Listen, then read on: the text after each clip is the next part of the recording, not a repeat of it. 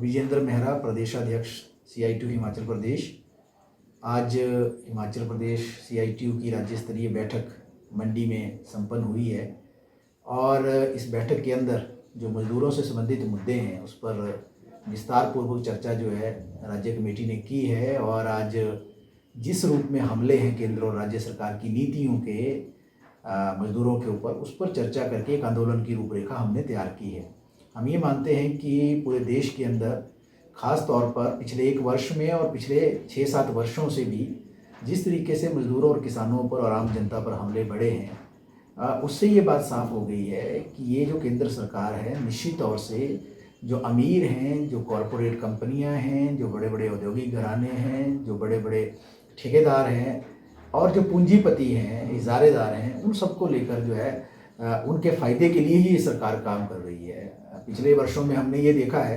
किस तरीके से किसानों के खिलाफ जो है 3 कृषि कानून ला दिए गए, जहां कॉरपोरेट कंपनियों को फ़ायदा पहुंचाने की पूरी एक साजिश रची गई। इसके साथ ये भी इस देश ने देखा कि किस तरीके से जो 44 श्रम कानून पूरे 100 साल के एक लंबे अंतराल में बने थे मजदूरों की सामाजिक सुरक्षा को सुनिश्चित करने के लिए, वो 44 श्रम कानूनों को ख़त्म करके 4 लेबर कोड जो है मजदूरों के ऊपर थोप दिए गए, जो पूरी तरह से मजदूरों के विरोध में है। मजदूरों की सामाजिक सुरक्षा को ख़त्म करेंगे, मजदूरों की छटनी करेंगे, मजदूरों का जो आज जो एक नियमित किस्म का रोज़गार है, परमानेंट किस्म का रोज़गार है, उसमें फिक्स टर्म में तब्दील कर दिया जाएगा। ठेका प्रथा को और बढ़ावा दिया जाएगा। और इन कानूनों के दायरे में ये भी बात स्पष्ट है कि आने वाले समय में मजदूर जो है बंधुआ मजदूरी की स्थिति में चले जाएंगे, जहां 8 घंटे के काम की लड़ाई जो अमेरिका के शिकागो से शुरू हुई सन 1886 में और बड़े लंबे अंतराल के संघर्षों के बाद 8 घंटे के कार्य दिवस को हासिल किया मजदूरों ने, आज उसको 12 घंटे में तब्दील करने की कोशिश की जा रही है।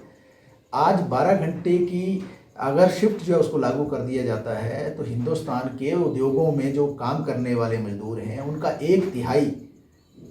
जो हिस्सा है वो रोज़गार से वंचित हो जाएगा। हम ये भी देख रहे हैं हमारे देश के अंदर किस तरीके से सार्वजनिक क्षेत्र को ख़त्म करने की साजिश हो रही है। बैंक है, बीमा है, BSNL है, रेलवे है, आपका जो ट्रांसपोर्ट का क्षेत्र है, हवाई जहाज़ का महकमा है। देश के अंदर कोई ऐसा महकमा बचा नहीं है। इवन कि डिफेंस सेक्टर जो है, आयुध कारखाने जो है, जहाँ पर जो हमारे तोप, गोला बारूद, पूरा जो डिफेंस सेक्टर की जो पूरा चीज़ें पैदा होती थी, आपने ही मीडिया ने रिपोर्ट किया है 2 दिन पहले कि आज जो है 7 कंपनियां उसकी बनाकर जो है किस तरीके से पूरे डिफेंस सेक्टर को ख़त्म करने की आज साजिश हो रही है, निजीकरण हो रहा है।